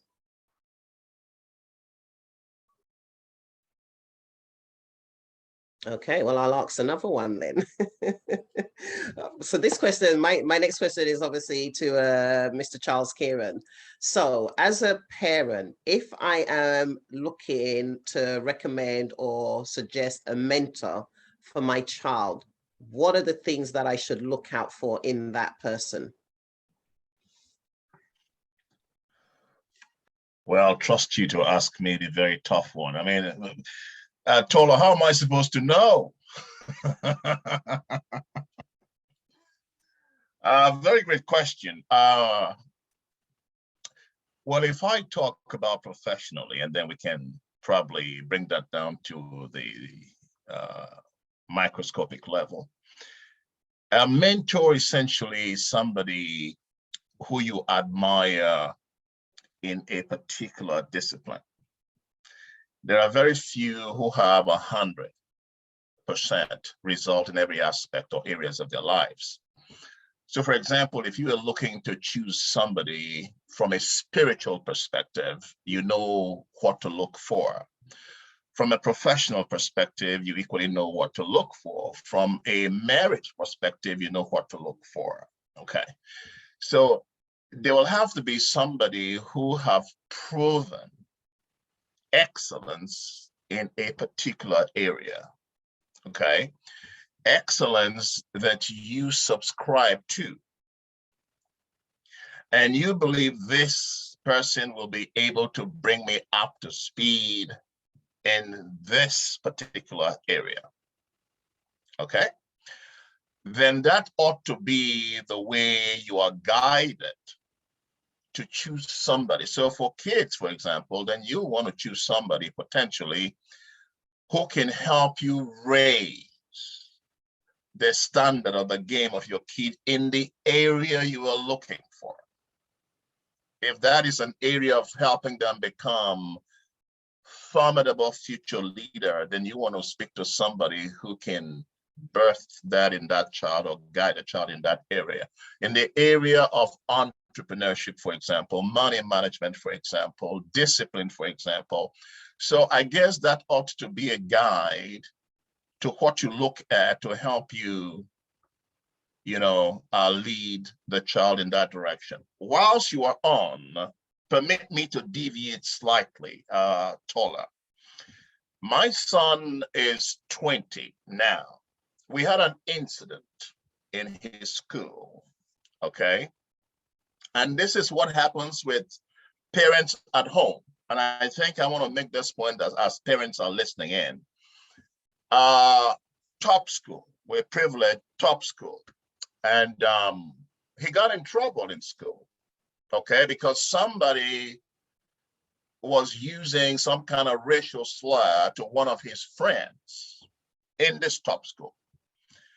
And my son heard that, got upset, and hit that other boy, okay? And as you can imagine, this is a school, zero tolerance for that sort of thing. This was big trouble. So they summoned us to school. This is about approximately 5 years ago, 6 years ago. So we went to school to see the headmaster.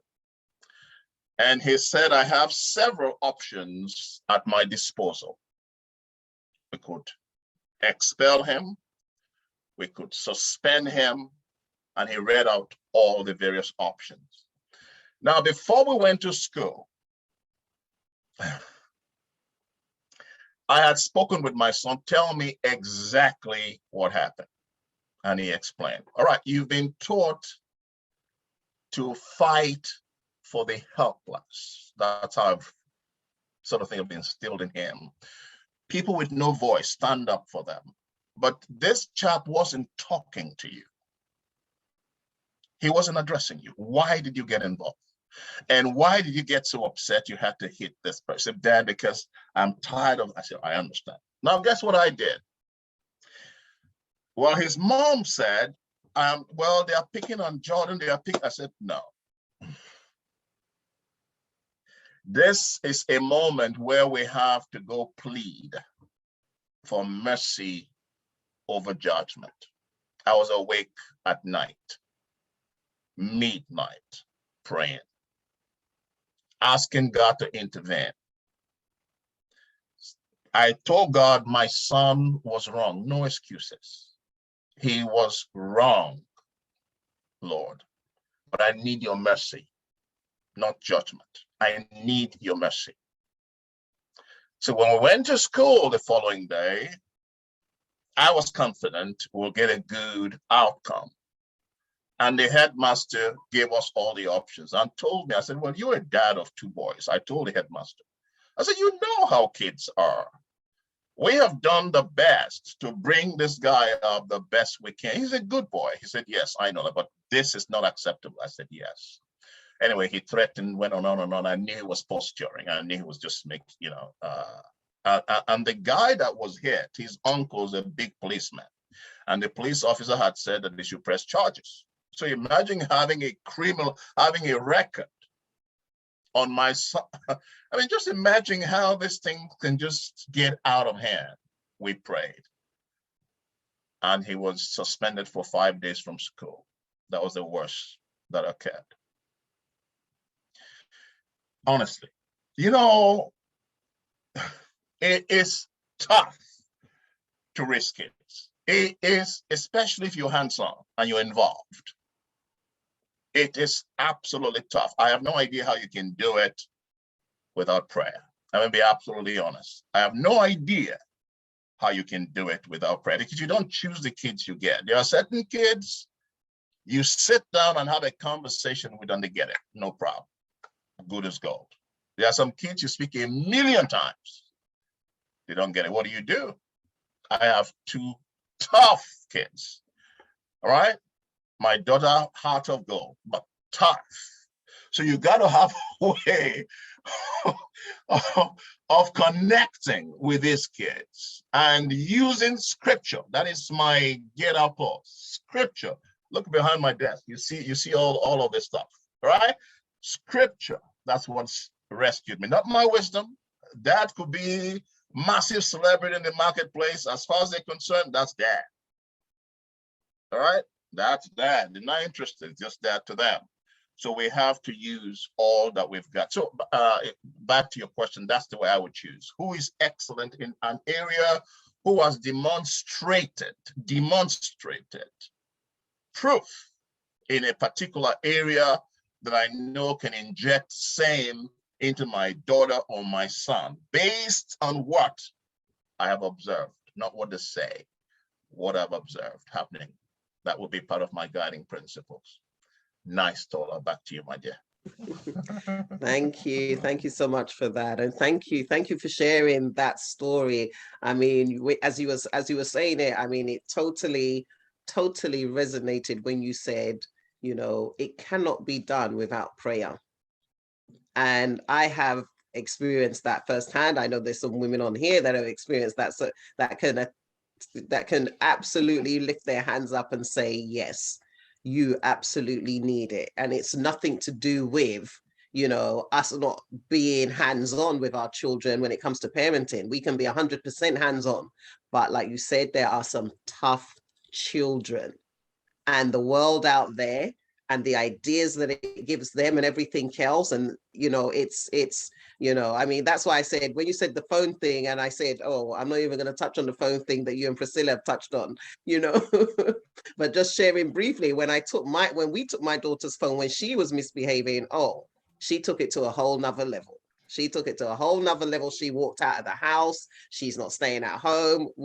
At one point, we didn't even know where she was. We had police, social services, everything, all because of taking a phone. That's why I said, when you take a phone, it's like you've taken their breath. To them, it's like you've taken their breath. She went to another level. But like you said, prayer, there's nothing that prayer cannot do when it comes to these children. It gave her back a whole 360 reset, you know, but it's so true. Does anyone else have any questions? Unmute your mic if you do. Yeah, I do. Thank you. Thank you very much, Sister Tola and Mr. Kieran. Thank you so much for all these vulnerable stories you're sharing. It takes a great leader to share these things. From the previous question, I just want a bit of more clarity. So, like, if my son is studying something in the business line, must the mentor be in the business line, or can he be a solicitor? So that is the kind of clarity I'm looking for. I know you've given a broad guidelines, but in particular subjects, must the mentor be from the field, please? Thank you, sir. Oh, okay. So that's me.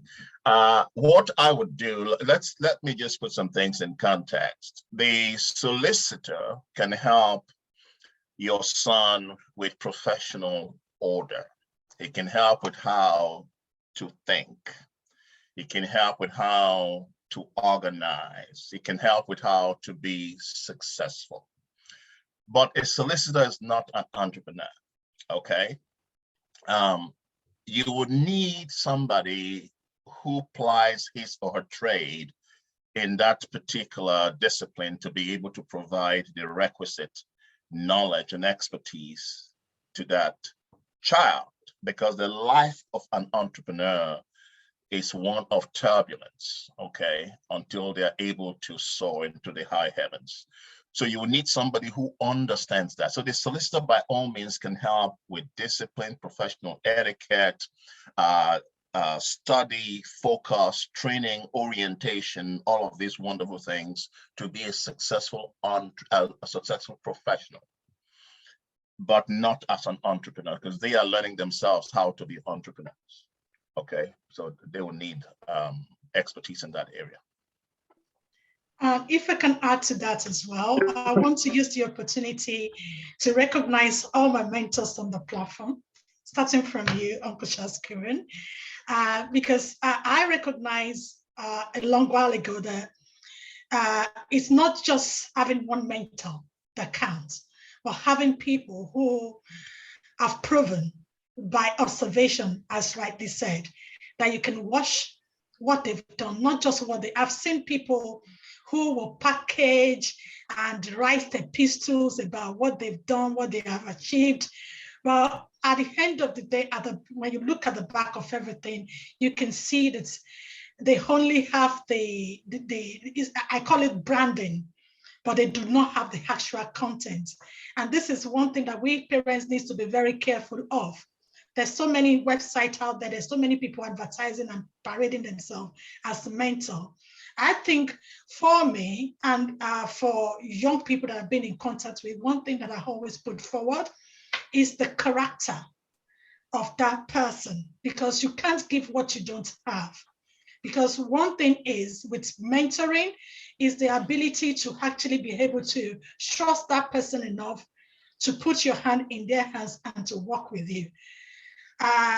For instance, while I have Uncle Charles as my mentor, who later progressed to be my spiritual father, and somebody I can easily go to and break down and cry, and who will walk me.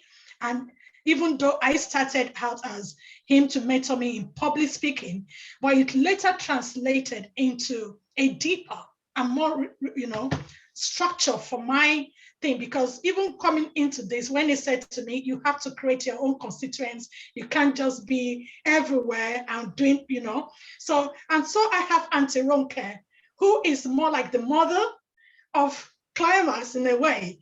Someone I can just be fearless and just say it as it is and just plain it. And then someone I can call in the middle of the night when I'm, and they both inject different energy into me when it comes to shaping KLIMAX.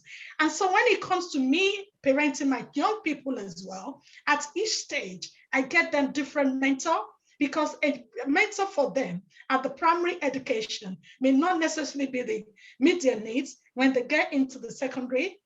For instance, we have Auntie Ivy, who was there for them all through their primary education. I was able to shape their mind and what have you in terms of their aspiration into progression.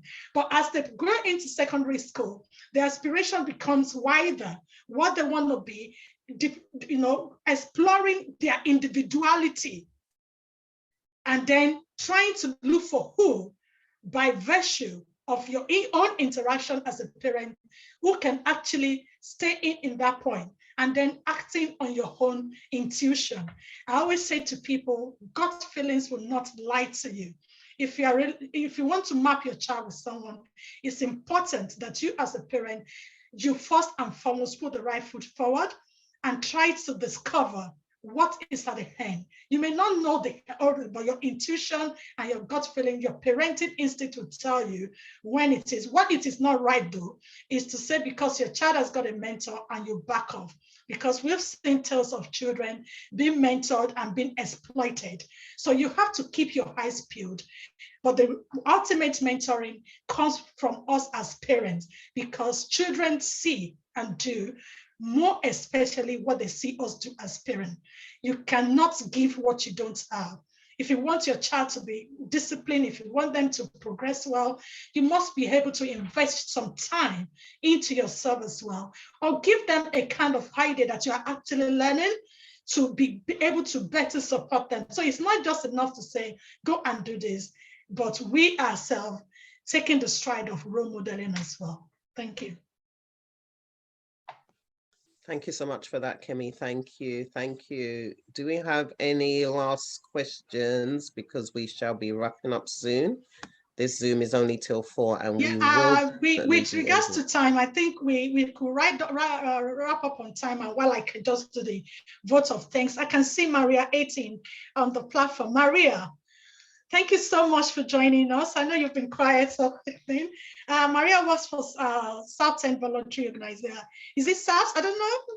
Can you say something quickly, Maria, if you can hear me? Hello, Kemi. Indeed, I can. And yes, I do work with SAVS, the South End Association of Voluntary Services.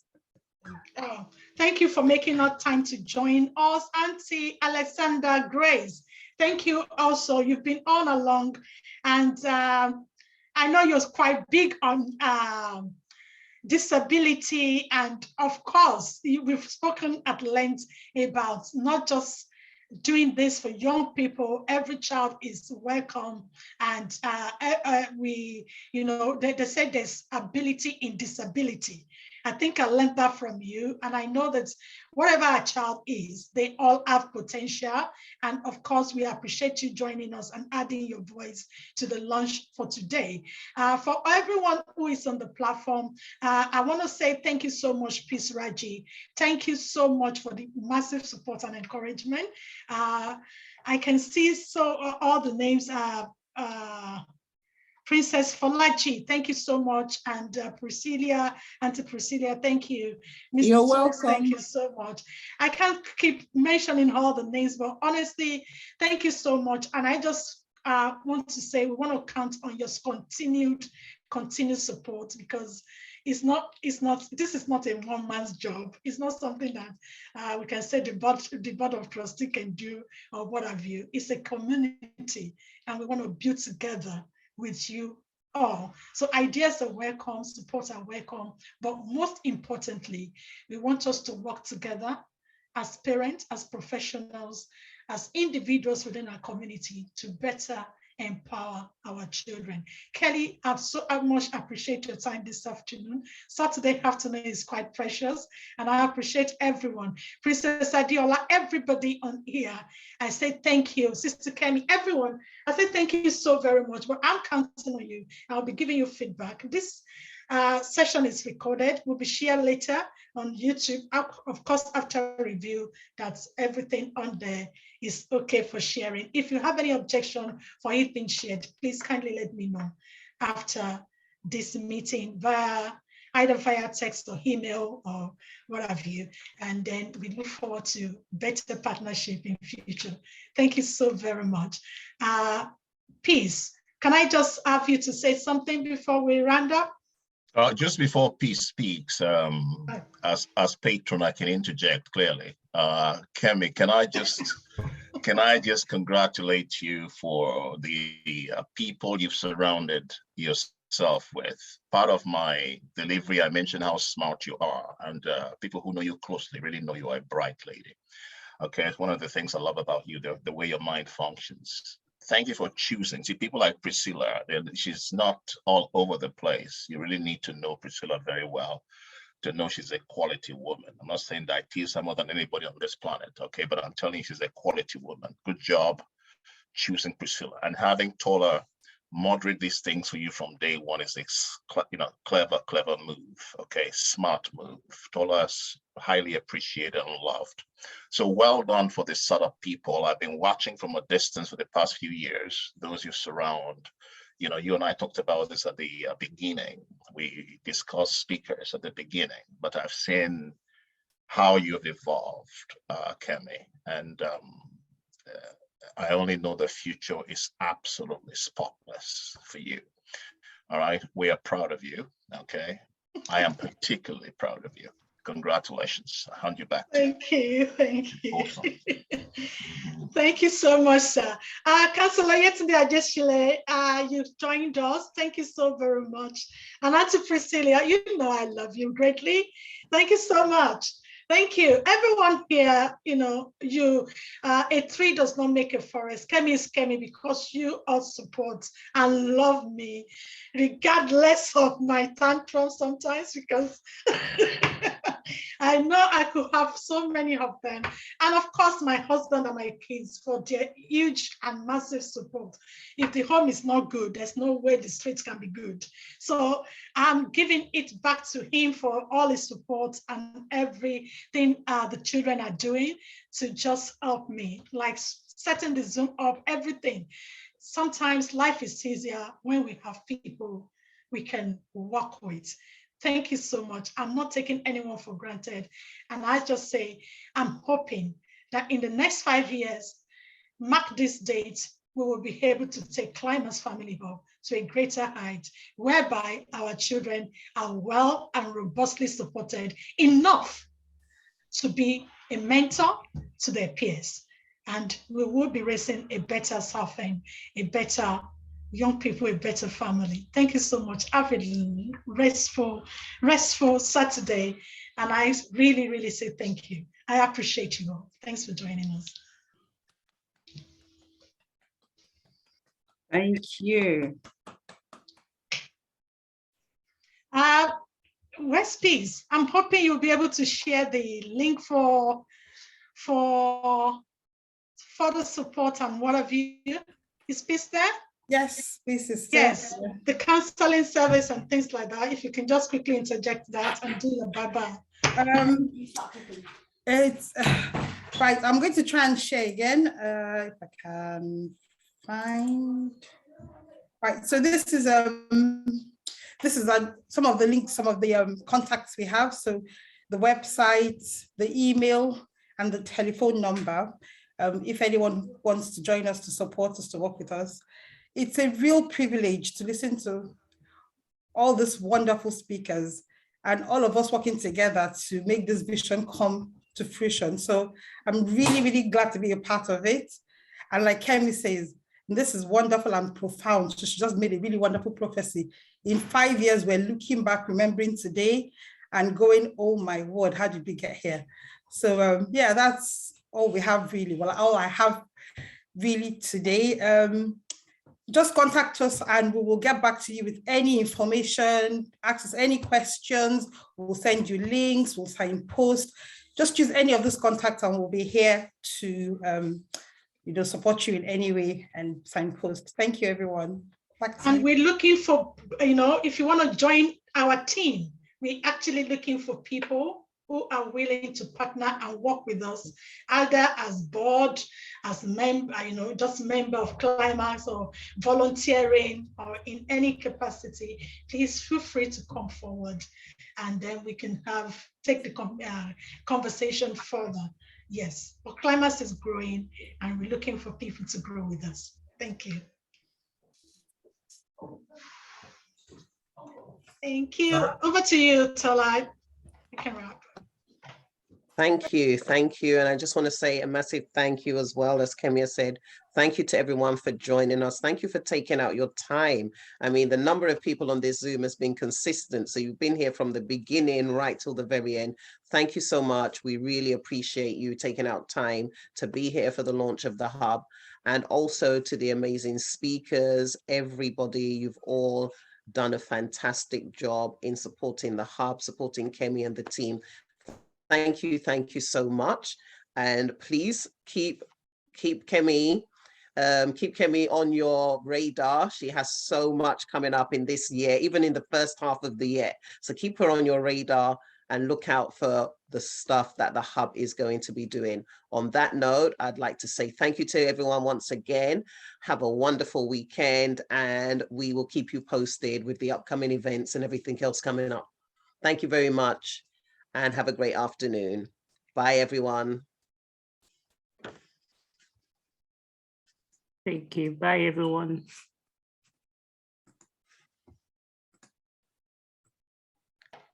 Please, if you could please hang on.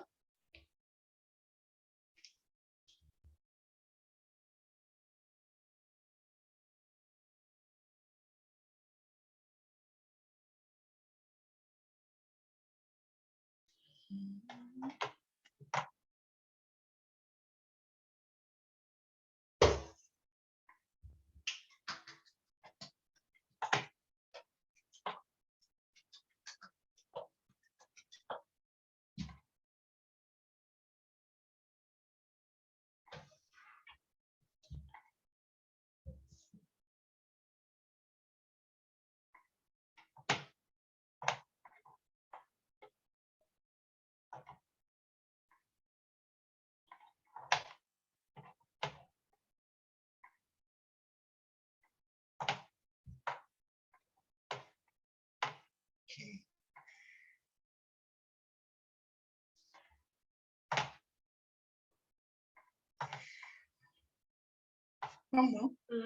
Why are you still logged on? Hello, Auntie Peace. Hello. I'm here, Jerry, my sister. Hold on. I'm all right. Oh, how are you? Hi, the smiley behind you. She's hiding. Let me undo my camera. Okay. Give me 1 second. Let me just talk to my brother. Just 1 second. Come and meet my brother. Come. Okay. Yeah, let me meet you. He's a very handsome man, no? You see? Hello. This is Victor. This is my friend Kemi. I'm always talking about Klimax. Kemi, hello. Can you see that young lady behind her? That's Stephanie. Oh, okay. Hello. in our days, we Meet say she's you. senior. You know, she's senior Stephanie. Because she and that girl are in the same school as well. Oh, okay.